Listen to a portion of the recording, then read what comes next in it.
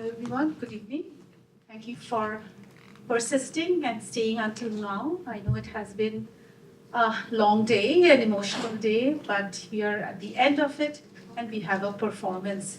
So this is our last event for this evening, and we have a commissioned dance performance from Sampradaya Dance Creations, directed by Suma Suresh and Lata Pada, with poetry reading by Rene Sarojini Saklikar, and the dance performance features Lata Pada, Atri Nandi, Rachna Joshi, and Pura Vais. And it's moderated by Ilan Marchenko. So to introduce Ilan, who is our MC for today, Ilan is a PhD candidate and Vanier Canada Graduate Scholar in Theatre and Performance Studies at York University. She has taught in the Canadian Studies and Geography program at the University of Toronto. Her writing on dance and public memory has been featured in Canadian Theatre Review, Performance Matters, The Dance Current, and Remembering Air India, The Art of Public Mourning. And so, Janine, thank you. Thank you. The archive determines what we can know. But when we come into knowledge that is too big and too impossible to touch, we require layers and space to make sense of it. Some of these layers can be found in the textures of art. The creative archive surrounding Air India is a growing body of aesthetic and visceral representations of the event and aftermath of the bombings. These are works of dance, poetry, film, literature, photography, and music. Many of these pieces are crafted by those directly affected by this tragedy. For the artists, their creations are labors of love and critical hope through which they honor those who perished. The works within the creative archive offer alternative forms of testimony and material witness that press against dominant white settler colonial frames of remembrance. They are forms of aesthetic action, which is the social and political impact that art wields through our effective interactions with it. For the audiences who view these works, the immediacy of art can compel them into knowledge about Air India.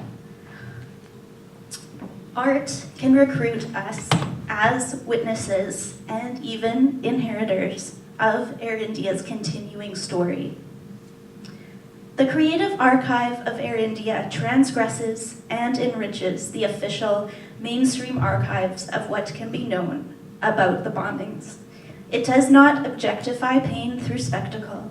It is a portal to remember those longed for and perhaps even a way to know them differently. Finally, the creative archive spotlights those ordinary moments when our beloved return to us through memory, those moments that are actually extraordinary.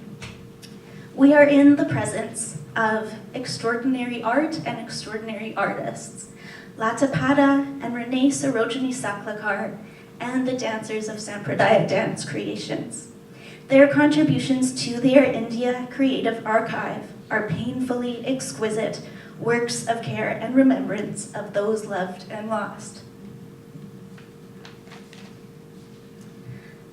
Lata Pada is one of Canada's leading artists and arts advocates, and she is internationally recognized. She has received many honors, including the Order of Canada and the Queen Elizabeth II Diamond Jubilee Medal. In the aftermath of the 1985 bombings, Ms. Pada turned instinctively to dance to work through the unspeakable loss of her husband Vishnu and her daughters Brinda and Arthi Pada. In time, she honored them through establishing her professional company, Sampradaya Dance Creations, and her training institute, Sampradaya Dance Academy. In 2001, the company produced Revealed by Fire, a woman's journey of transformation, about her voyage through the Air India tragedy. In Revealed by Fire, Ms. Pada and her collaborators layered photography, film, voiceover text, and physical theater with classical Bharatanatyam dance to convey her inner world. She not only reckoned with the loss of her family, but with the loss of her identity and who she was without them. Through this process, Ms. Pada transformed what classical Indian dance could be. She broke with convention, bravely weaving the universal story of the goddess Sita with her personal story of loss, her trial by fire. In doing so, Ms. Pada embraced her wounds because, for her, the only way out of the fire was through it. Sampradaya is a Sanskrit word that describes an evolving tradition and an organic process of dynamic change. Ms. Pada embodies Sampradaya through her artistic vision and desire to redefine Bharatanatyam in the present. In just a few moments, we will witness Ms. Pada's constellation in real time when the artists of Sampradaya dance creations illuminate the stage. Today, the company premieres a new piece, stewarded with great care. Children of Air India is a work of dance theater inspired by Renee Sarojini Saklakar's acclaimed book of poetry, Children of Air India, Unauthorized Exhibitions and Interjections. Co-directed by Lata Pada and artistic director Suma Suresh, Children of Air India blends Bharatanatyam, contemporary movement, and spoken word. The dancers trace fragments of grief, silence, resistance, and remembrance, transforming absence into presence and memory into movement. As a response to the tragedy, Children of Air India explores difficult themes. Please be advised that the work contains sensitive material that may be triggering for some, particularly for those directly impacted. Sampradaya Dance Creations invites you to engage with the performance at your discretion within your own comfort level. Should you need a moment, you are welcome to leave the theater and rejoin the audience at any time. Please welcome to the stage the artists of Sampradaya Dance Creations.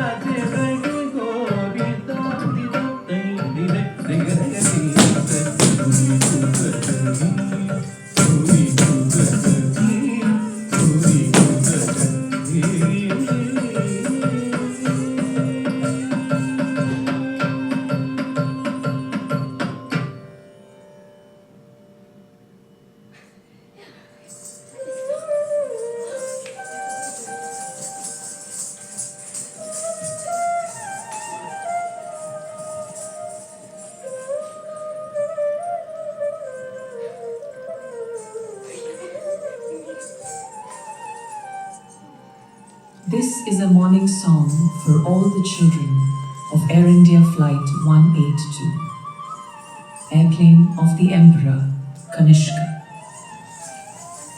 Time inserts this sutra, also raga, and unauthorizes a tabla, strings of a sitar. Body encodes fable. If she were breath, fire. If she were mineral, copper. If she were jewel, ruby.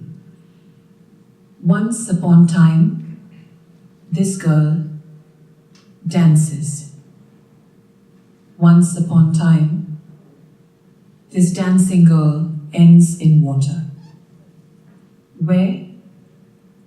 In soul's mother, the ocean. 82, under the age of 13.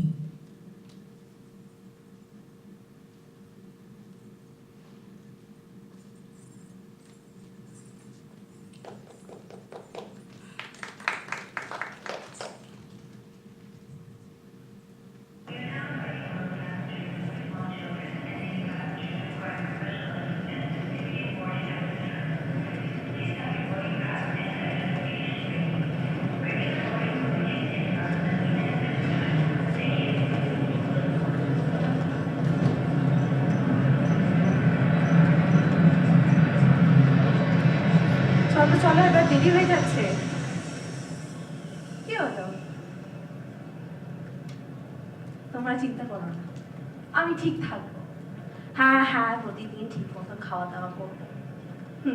মনে আছে, প্রতিদিন 2টো করে ফুচকা, তোমাদের জন্য একটা, আমার জন্য একটা।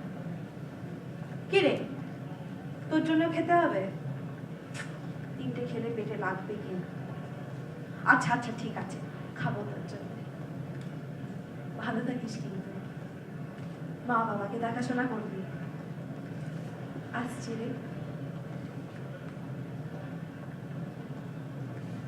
Mother, father, daughter, daughter. 3 of us, India 1. 1 of us, Canada made. Each grain of each minute, cascading days. 1960s rush into 1970s, rush into a new decade. 1980. No sign come to us that we might one day end. No portents accumulate to brush against our skin. 82. Under the age of 13.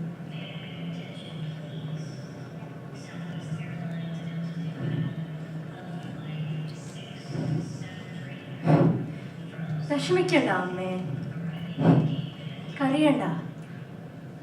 അമ്മമ്മ കണ്ടിട്ട് ഇപ്പൊ തിരിച്ചു വരില്ലേ അല്ലേ അച്ഛാ? ആ, അതൊക്കെ pack ചെയ്തു.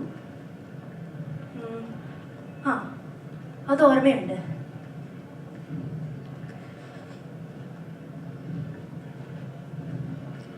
എത്തിയിട്ട് വിളിക്കാം.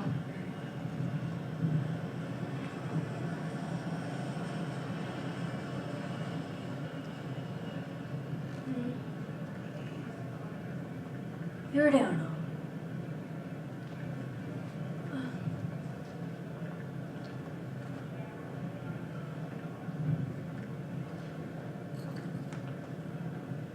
On Air India Flight 182, a husband and daughter board the plane. They're their own unit. Left behind the mother, and left behind the son. 82, under the age of 13.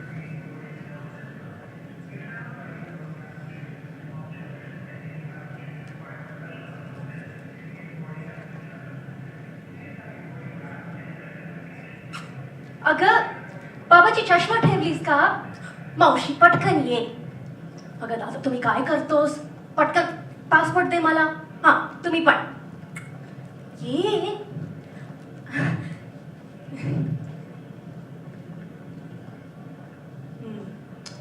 Where were you born?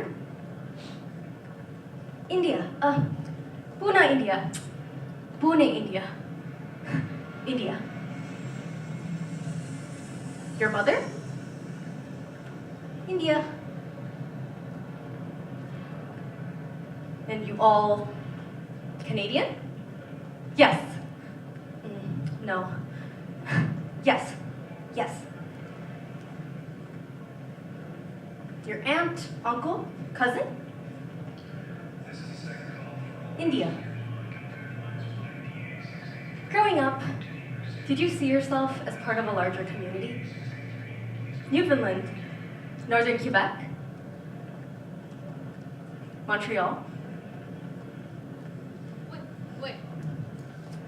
चलो plane पण हवी Q हा मुकीच्या ticket जमी लईस हा phone पण करीस चलो time થઈ ગયો છે હું જાઉં છું હા ચલ બાય અરે રડીસ ના હમણાં ગઈ ને હમણાં પાછી આવી ચલો જય શ્રી કૃષ્ણ બા આવજો મમ્મી બાય પપ્પા જાઓ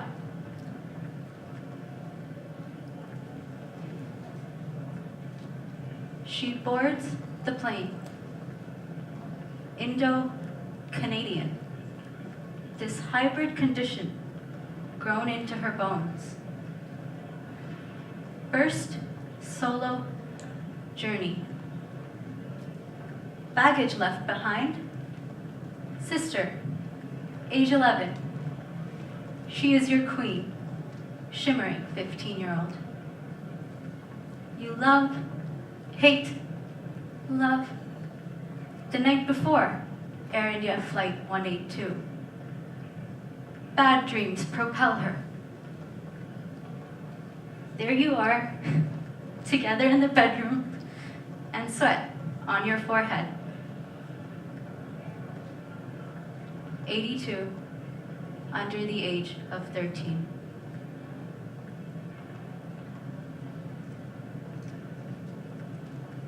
She studies hard. Etobicoke girl. Suburban with duty. Be good. Be the best. Do more. Marry well. Duty is everything. Family.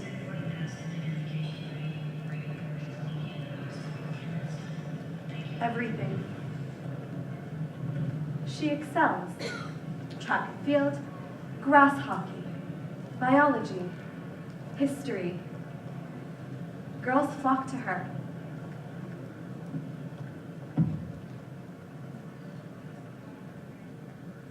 A few boys also.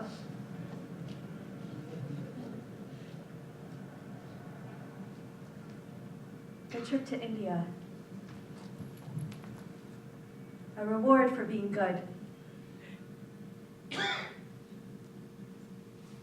82, under the age of 13.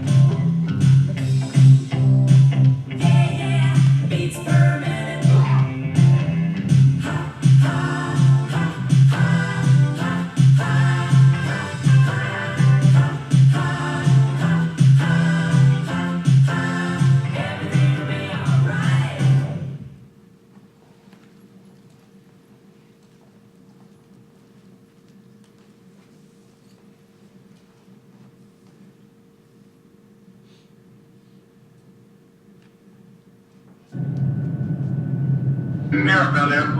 Here, you have 182 ready for takeoff.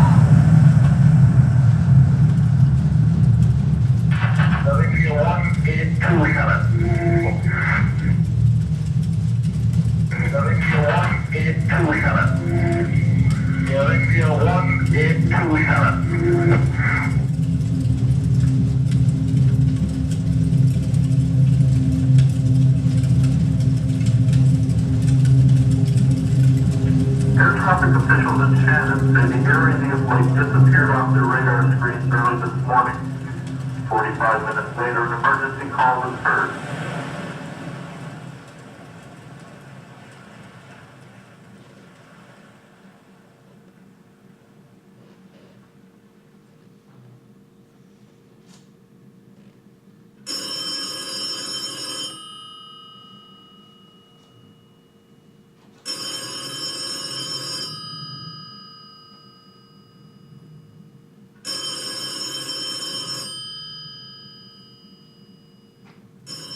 That day, early,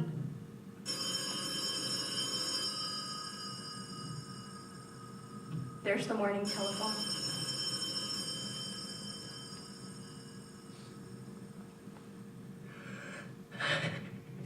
It is raucous. Ringing, ringing.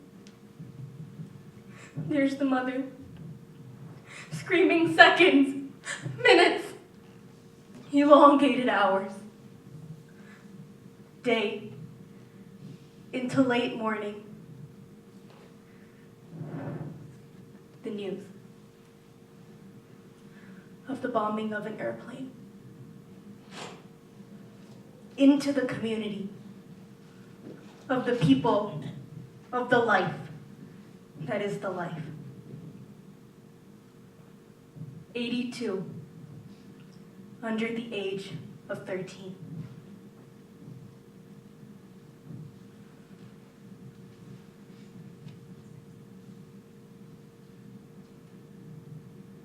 The meaning of flail.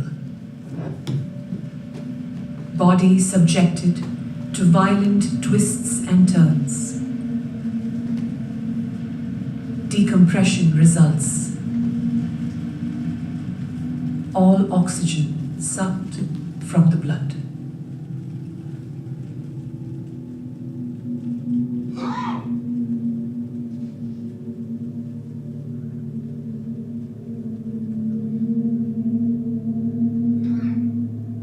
One dancer. My name is. My mother was.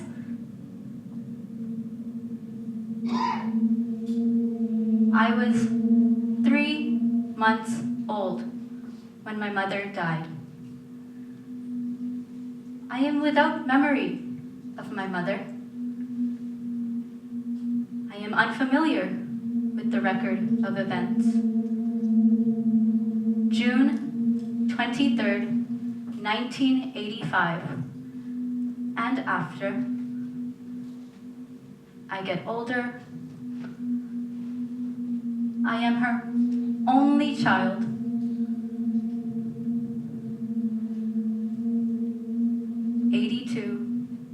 Under the age of 13.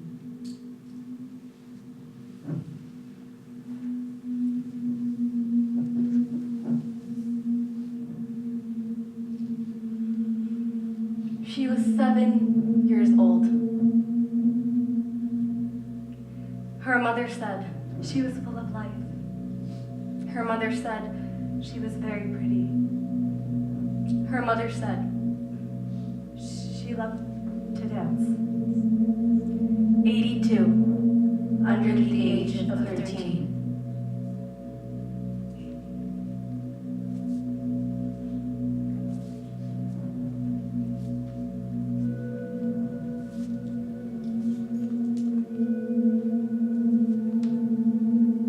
After, the years are loss, and that is her work. Look at her. She travels the country, memorial's emissary. She lays wreaths. The years rush by. No daughter, no graduation, no wedding plans. How smooth the skin of her mother, delicate as rose petals. She wears a sari. Outside, time's wheel turning. Outside, time's wheel turning. Outside, time's wheel turning.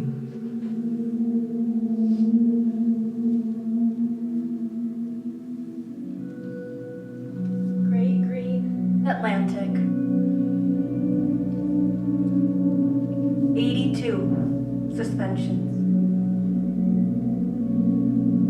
Adrift on the ocean floor, transparent as jellyfish. Children of Air India. Their long, phosphorus arms sway, sending messages, undecipherable. Somewhere on a tarmac, by the ocean, an airplane waits. It is always waiting, but we are not on it. We are not the children of Air India Flight 182. This is not June 1985. These words are not underwater. There is no ocean like time. No ocean like time.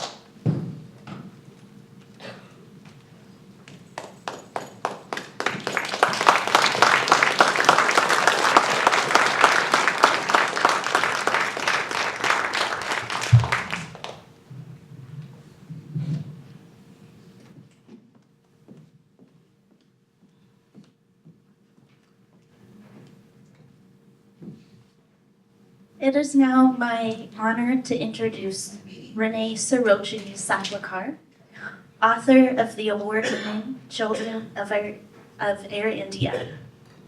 She is the author of 5 books, including Listening to the Bees. Her poetry, essays, and fiction have appeared in many literary magazines and anthologies, including Exile Editions, Chatelaine, the Capilano Review, and Pulp Literature. Brahma's Quest is the latest volume of her young adult speculative fiction poetry series, known collectively as the Brahma Books. This series features a time-traveling locksmith named Brahma, who is, quote, brown, brave, and beautiful, end quote. Renee Sarojini is working on a forthcoming children's book spin-off series from the Brahma Books titled Brahma and the Seed Jar, for which she received a Canada Council grant. Renee Sarojini was Poet Laureate for the City of Surrey 2015 to 2018. She teaches creative writing at Douglas College and helps to host lunch poems at Simon Fraser University. Through her poetry, Ms. Saklakar dances cerebrally with words, conjuring new languages through which to imagine the world otherwise. Her book, Children of Air India, cares for the children who were lost by their loved ones and for the children who lost loved ones. In doing so, Ms. Saklakar honors the memory of her aunt and uncle, Doctors Umar and Zabunisa Jethwa, and equally the resilience of their surviving son, her cousin, Irfan. Haunting and elegiac, Children of Air India proposes that personal and mass violence produces sonar, an echolocation that finds even those who choose to be unaware or indifferent. It is a pure privilege to welcome Renee Sarojini Saklakar, who will be reading excerpts from Children of Air India.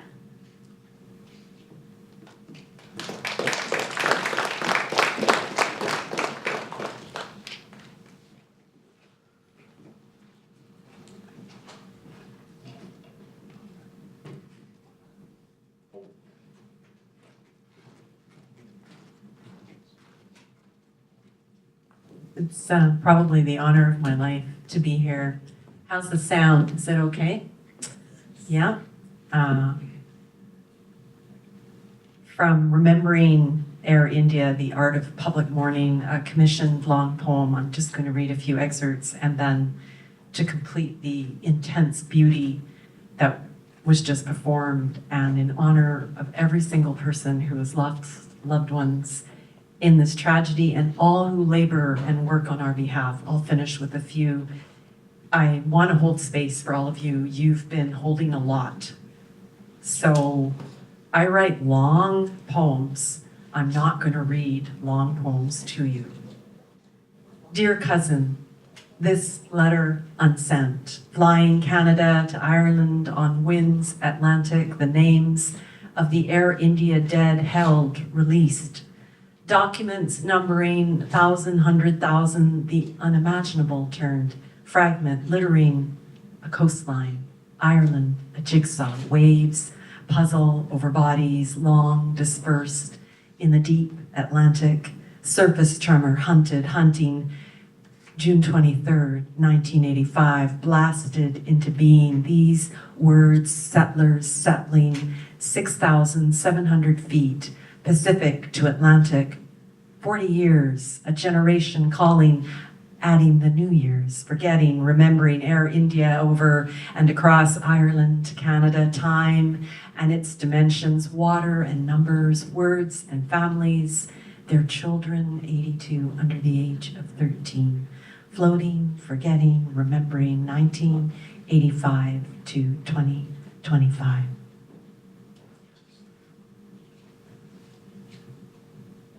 Dear cousin, there you are, in the before time pampered, beloved of two. Was there lightness in you? Do you remember the weeks before, the past, a carved sandalwood box? Open the lid of this box. Behind its cover runs a small boy. Our words do not reach him.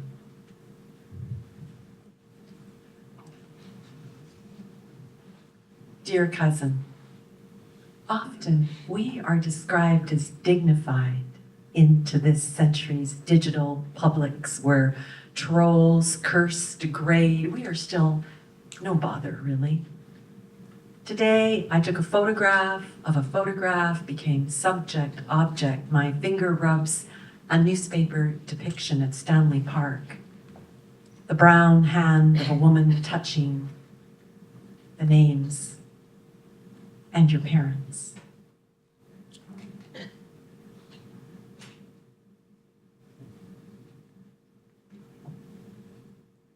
Exhibit 1985-12. Bombay girl. There's no record of her running the long beaches of Juhu past high-rise apartments. Villas stained bougainvillea red, girl bordering into woman.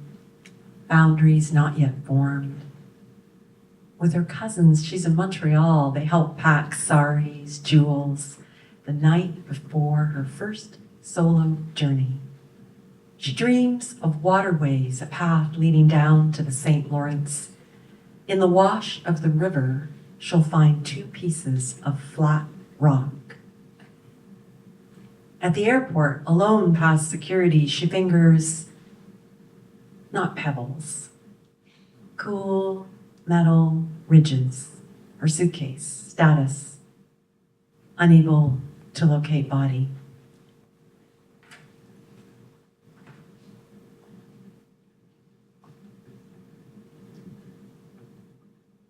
File number unknown. Notes. This woman, the author, seems to believe she's some kind of respectable receptacle. What? Dead children send her messages. Who is she? Observation. She will sometimes mutter, walking alone, about the other ones, as if they too clamor to be heard. Name redacted. St. Isidore de Prescott near Ottawa. Name redacted, over 14,000 hours, flight engineer. Name redacted, graduate of Carleton University. Name redacted, co-pilot and war veteran. Name redacted, a man of the world, bon vivant from Trois-Rivières. Name redacted, nursing student at the University of Guelph.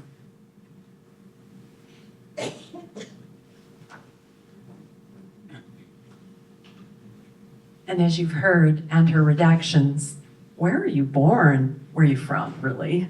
Pune, India, Pune, India. Your father, name redacted. India, your mother, name redacted. India.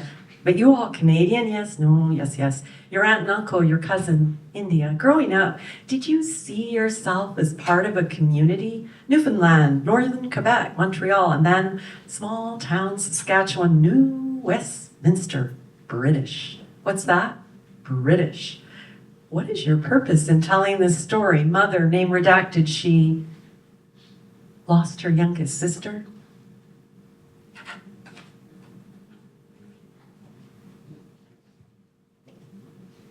Exhibit. Yes, that's what I said. It didn't sound like a bomb. Look, I've taken early retirement, okay? Ask my lawyer. Sorry, don't mean to sound rude. It's just, haven't we been over this enough times? I was doing my job, proud of my work. Yes, yes. How many times have we gone over this sitting and then sound just rocked me over? I mean, the force, the thing exploded and I fell out my seat. The whole car jolted. It was in the woods outside Duncan. Was there any smell? Well, there may have been. I can't recall. Not anymore. I was one of the few women hired, it wasn't always easy. Of course I took it seriously. Followed him all the way from Vancouver, right?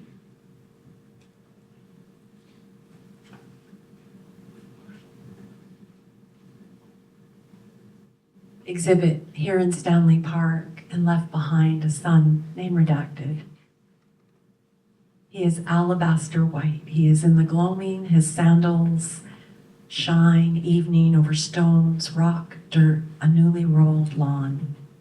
It is the aftertime here at memorials in Ireland, India, Ireland, Canada, the Atlantic, Pacific, Colombia, that is British, and Quebec, and the thing is, we never speak of it.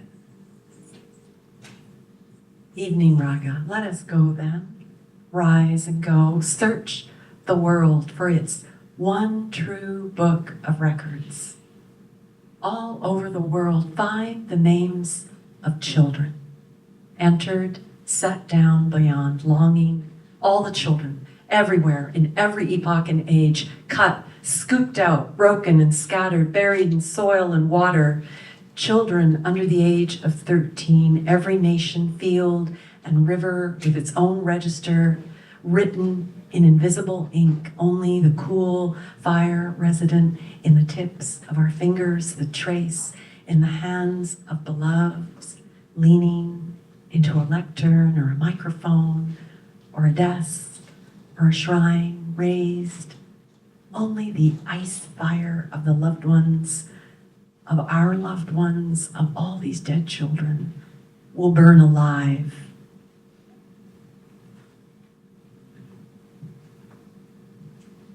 Dear cousin, between us the language history of our history, Gujarati. Between us, Air India, 329 plus 2. Between us, every dialect, faint receptions, the chorus of 331, all the years, and those 82 children under the age of 13. Hard not to weep, families of families. We are all this ecosystem together now that we live in the long after time, that great span of after trial, after inquiry, after getting over it, after moving on, after making a life. There is this. the still hard part. Dear cousin, we are here. Time to transfix this past into this moment now, this present. You, a young boy, waiting for your father. This time, no return, but you become a father. Your 2 boys. The future.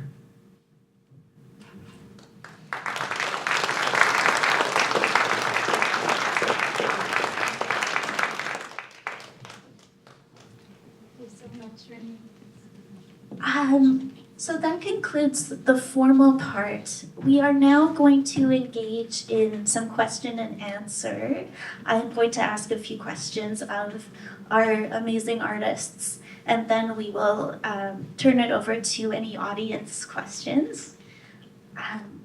So if we could give another round of applause to all the artists.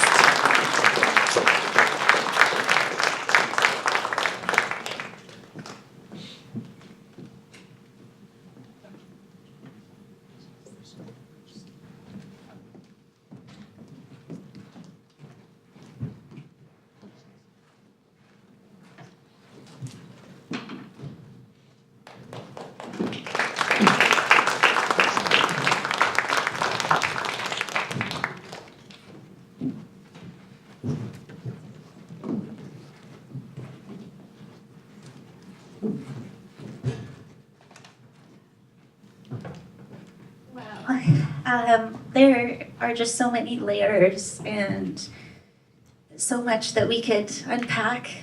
I'm going to start with a question for Renee. The poems in Children of Air India are a form of docu-poetics. My question is, could you please elaborate on what docu-poetics are and how they inform your approach to the crafting of elegies, which are poems for the dead? Oh, I'm still kind of recovering from all that, and really, again, gratitude, incredible honor. Docu-poetics, for me, is about melding and merging lived experience, witness testimony, my own imagination, research. Today, in that amazing panel, they were all amazing in the morning, one of Chandrama's researchers, PhD, Alejandro's, who's working on his PhD, I believe talked about objects and how they emanate their own beingness. And that's how I feel about words and science, academic research. I hear voices through the research, whether that's the effect of having grown up in a household that was not speaking about this terrible trauma, like getting into the underlayer through research, through documents, through reportage. I was taking notes like crazy today, and I'm sure I'll form some kind of poem. It's merging, for me, docu-poetics, so the docu is the research, the testimony, the lived experience, and then the poetics is my own imagination. And I teach creative writing now, and so what I find is if you write poetry, you generally are in tune to one of 3 things, or all 3, but generally if I ask you, if you write poetry, well, is it imagery, is it sound, is it movement? And I find that almost always it's one of the 3 is more predominant. It's like being left or right-handed. And so my students will generally choose. And for me, it's sound. It's all about the sound. So I wonder if that's a segue for our honored colleague. Like, for you, maybe it's movement and sound. I don't know, I'm curious. So that's docu-poetics. For me, it's emotion. Emotion that drives the ideas, it drives the movement, it drives the arc of the narrative. So it's got to be rooted in human experience, I guess, which elicits emotion. Wonderful. That's such a good segue. Children of Air India is a work of dance theater. That is how you've described it. And it incorporates contemporary movement and then the spoken word text based on Renee's poetry. My question is, could you please speak about your creation process for this new piece? And we also have the co-director, Suma Suresh, in the audience. So please feel free to interject, Suma. But yes, I'd love to hear more about the creation process for this work. Well, I'm sorry, but it's a little long-winded. I wrote about it because I wanted to be clear that I caught all aspects of it. Firstly, it's a great honor to be part of this conference, and a true artistic reward to create a work of personal history and significance using Renee's poetry has been a privilege.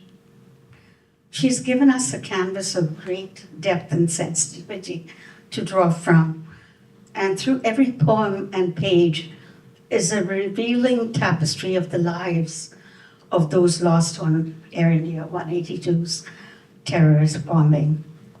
For Suma, my co-creator, and me, it was clear that we would center the voices in young women who were on that flight.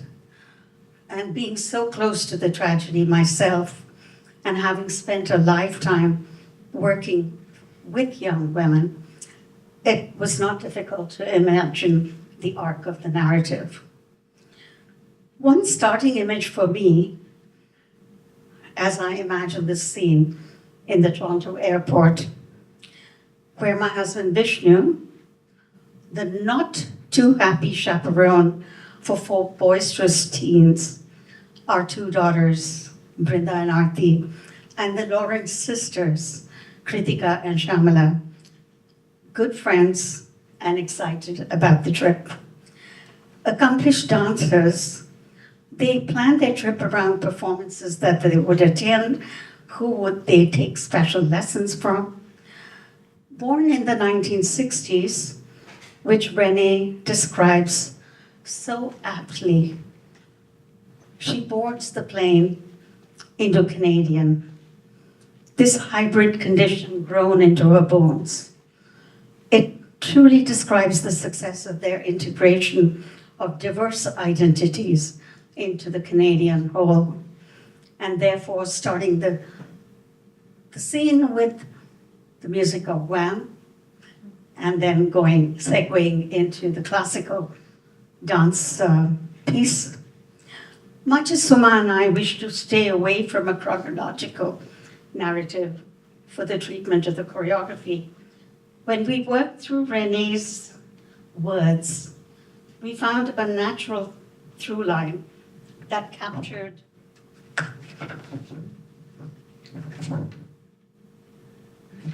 the hyphenation and dichotomies of the immigrant experience and its aspirations. Our dancers are versatile, trained in Bharatanatyam, as well as several other Indian styles, contemporary movement, and bring to their dance a seasoned understanding of multidisciplinary approaches to creating new work. To our delightful surprise, we've also found them to be engaging actors, which made the work even more multidimensional.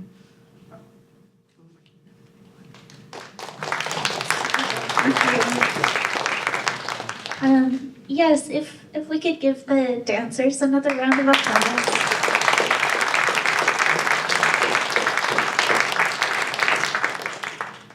Yeah, and they're not just performing this work, they are caring for history through their bodies and their breath.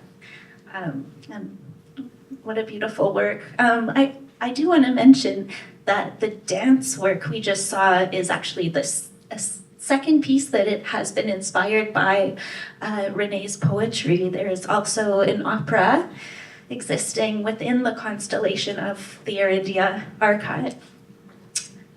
So that brings me to my last question.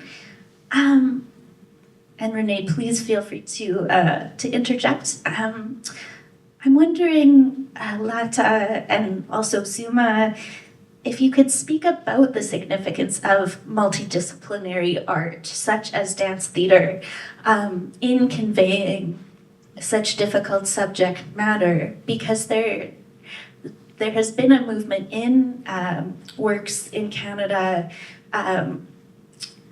also by a lot of Indigenous artists that are very multidisciplinary.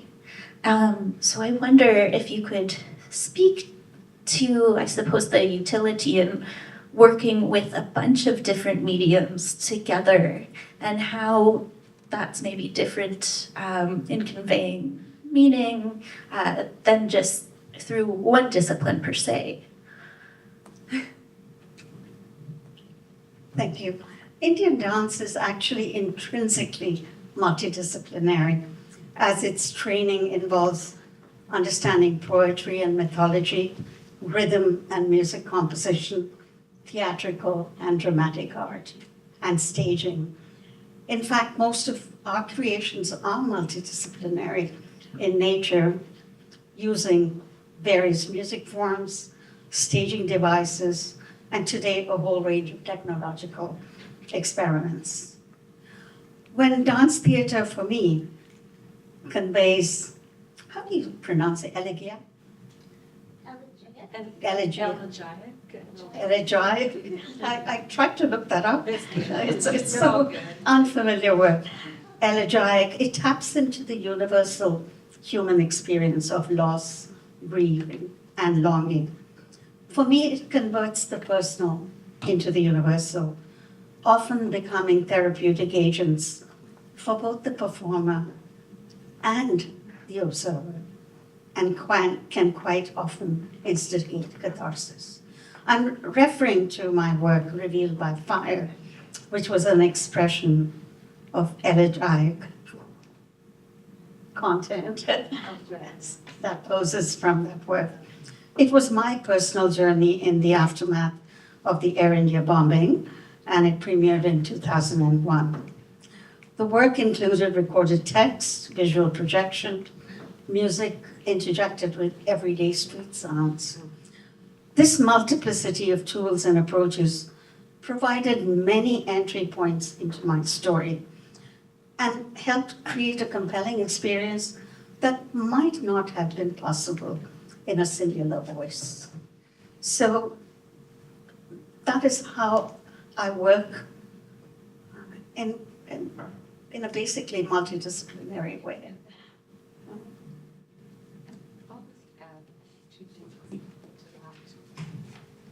I think what's really interesting for creators and for those of us who go through trauma, whether it's catastrophic mass casualty that unfortunately our karma, our fate, politics and history have brought us to, or whether it's an individual trauma, because they can all get layered into, is an aspect that Lataji's had said multidisciplinary hybridity can sometimes bring healing. So I do try and incorporate that self-care and healing into how I'm trying to coach writers or creatives.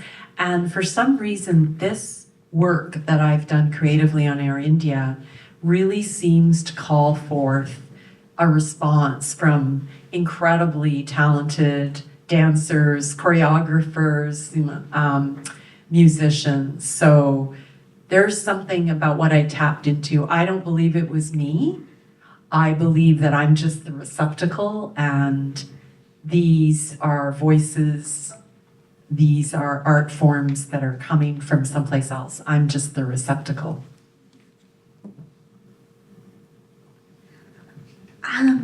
I'm also wondering, Renee, relatedly, you describe your poetry as a type of sonar. I'm wondering if you could speak a bit more about that, because I find that so compelling. I think Lata might also want to speak to it. Like, I think for me, what does a sonar do? And I believe we have a lot of tech, engineering, science brilliance in this room, but I think sonar is an anagram for a scientific method to do with how you find things. And I believe mass casualty events, every country, every culture, sadly, has them. We are a deeply flawed species, and even our planet now, of course, is experiencing it, and we witness it. Even if we want to be hostile and indifferent, they will find us. And I guess I take hope from that. All the things that we in this conference know that is not happening, all the things that are not happening about Air India, whatever our calling is, I think we heard this today in the conference, whatever it is our gift that the divine spirit, fate, history, whatever your beliefs are, the power of the Holy Spirit is bestowed on us, whatever gifts, it's in our wheelhouse, like we will do it. And focus on that, be the best, do what you love, do what is in you to do, and it will find you. So that sonar is, even if you think you're not affected, even if you're completely ignorant, troll, we've experienced that. These events are like a magnet, like a sonar, they will pull you. I don't know if you wanted to add any. Just in terms of your dance practice. I mean, often I'm asked, where does your inspiration come from? And I'm referring to your use of sonar or your interpretation of it in a different way, about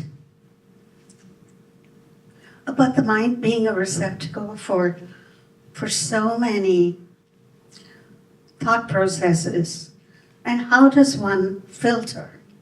How does one filter everything that you experience, you go through on a daily basis? And what is it that ends up resonating as something that's important to you, that's important as a response to another individual, to society, or to Unbelievable trauma. and trauma? And You're a miracle. no, well, I mean, it's I'm just trying to figure out how I respond to those unanticipated and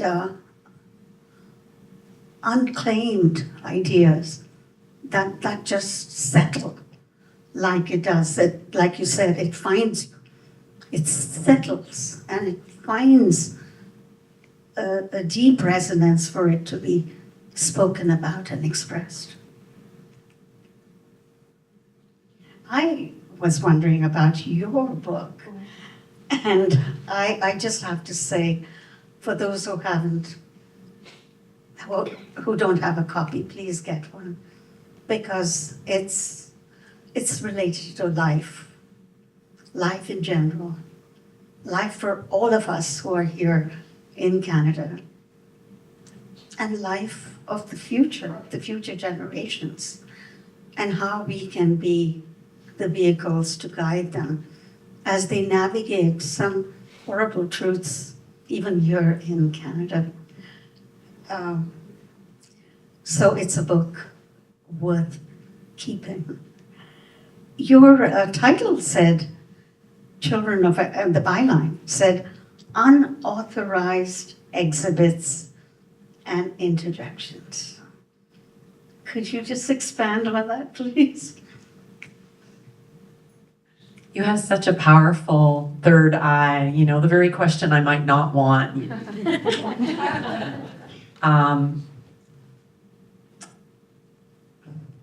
To write about the dead, to write about other people's dead, to write about other people's dead children. I had to implicate myself in that. It's a transgression. It's a sacred, holy thing. And I felt called to be courageous enough. I'm not a very courageous person, and open myself up to the voices. And there's so much of the official Air India story, and then there's everything we all experience, whether we're directly implicated sadly, tragically, or we are called as students or writers or creatives. You think of these amazing 3 women who have found us through their scholarly research.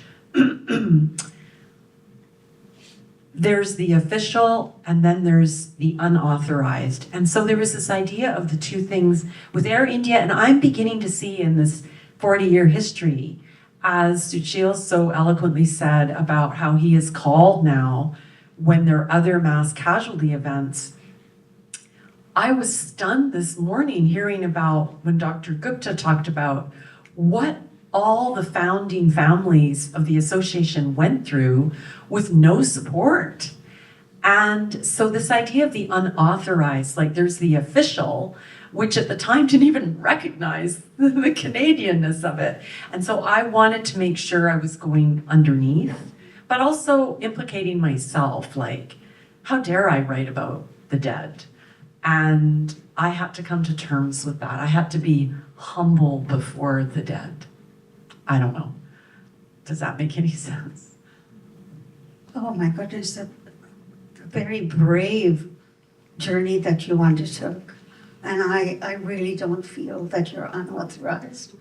Absolutely. I mean, what you've done for the Air India saga is recalling so many important, I mean, I even hesitate to talk about your statistics of those that were recovered. I mean, I don't know how far your research took you and how painful it must have been for you, how traumatic it must have been for you to annotate all that in your poetry.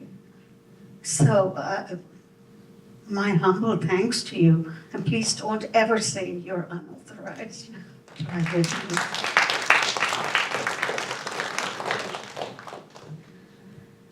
Thank you so much. We will open it up for questions from the audience now. Perhaps we can, open the house lights. If anyone has... Yeah. Are there any questions? And also, silence speaks volumes, right? We definitely need the space now to unfold all that we've experienced here. So if there aren't any audience questions, oh, there is one. Thank you.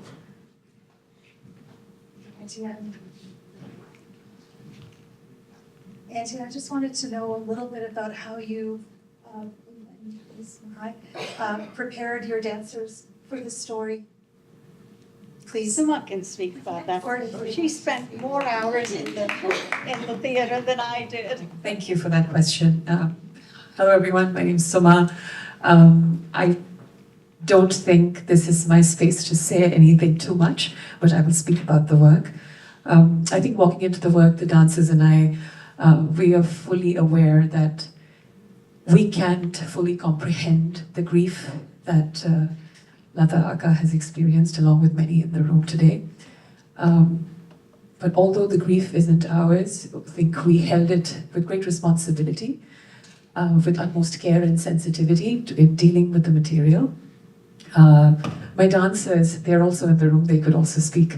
They have been with Lata Akka for very, very long time, since they were children, I think all 3 since she was 3. So they've been a big part of the fabric of what Lata Akka is, her understanding, how she creates works. There's a long-standing history there, so I think we walked in. You know, in arts we say we go all in while we create a work, and I think for this particular work that phrase meant a whole different level of understanding and sensitivity. And it was important for us that although 40 years have passed and the grief has taken a different shape, but the wounds are the same, just being fully aware of all of that while we create and respectfully holding space for Lata Akka, because this is just the creation process, the fact that she entrusted all of us with this work, that is just immeasurable. So thank you to Lataka, and thank you to my wonderful dancers who, if you'd like to speak.